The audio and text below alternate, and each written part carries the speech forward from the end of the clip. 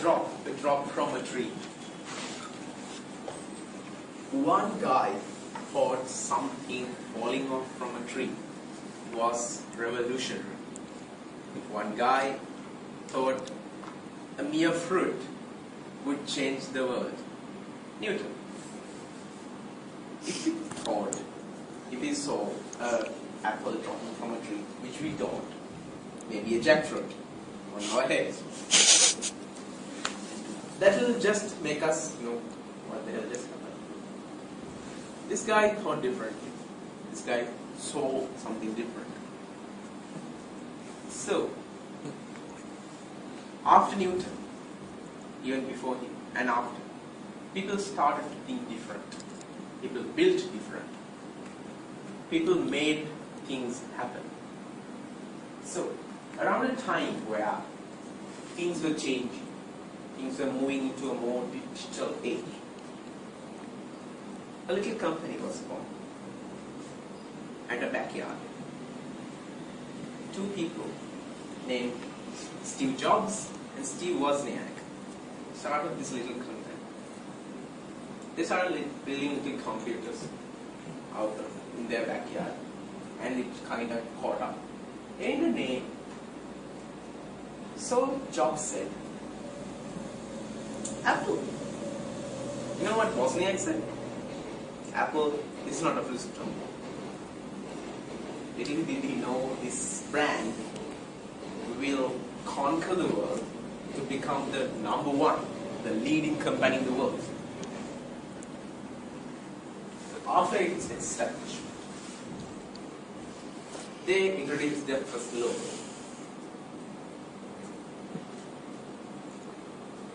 Newton, a mind forever voyaging through. You can see that in the board.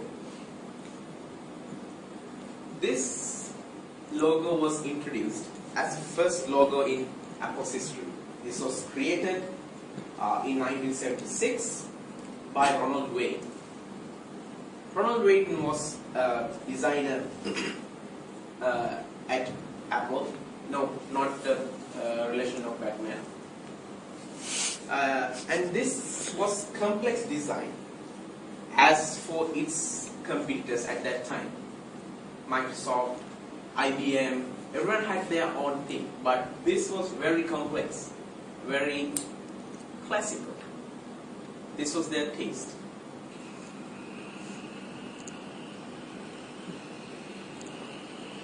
After this, after a while, they thought, okay, they are in the 70s. It's all the cookie time. So this is the most iconic logo in the world. Everyone knows this logo.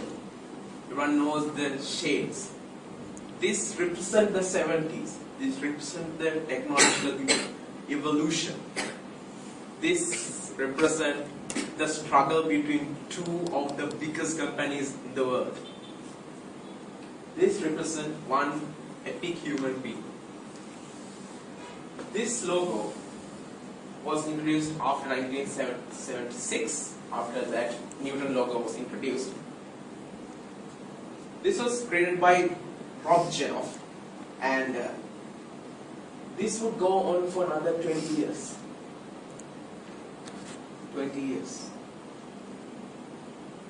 Many stories were, swarming around according to about the design of this logo.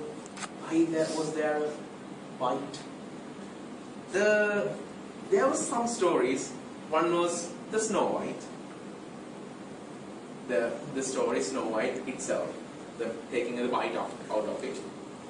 And the next one, byte, is a computer term. It represented a byte. That was another theory. But, well, their designers, the Rob Janoff, laughingly disregarded everything else and showed why they made that. Think, if this was complete, it would be a cherry. That's the only reason that they went for this hut.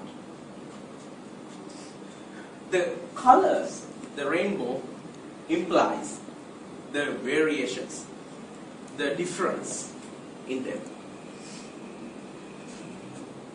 In 1998, the Mac, the Apple computers which were made from plastic, went for aluminium.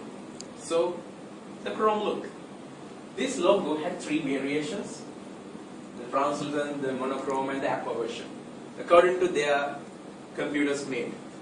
Remember the iconic computer which came without the CPU? Yes. G4 had the blue one. These were really iconic. Here to the crazy ones, the misfits, the rebels, the troublemakers, the round pegs in the square holes, the ones who see things differently. They are not fond of rules and they have no respect for the status quo. You can quote them, disagree with them, glorify or vilify them, but the only thing you can't do is ignore them, because they change things. They push the human race forward. And while some may see them as the crazy ones, we see genius. Because the people who are crazy enough to think they can change the world are the ones who do. This was the most famous quote by Steve Jobs. Why? This explains the whole company. This explains another era. This company went through so much. If you have watched the movie Jobs, read the book, you know what it went through. Company falls down, he gets up. These logos, every single logo, every face, represent how the company went through. Right now, they have this all modern looking, all proud. This logo represents a life worth celebrating. Steve Jobs, a man who pushed himself, his company, and the rivals self to excel. Thank you.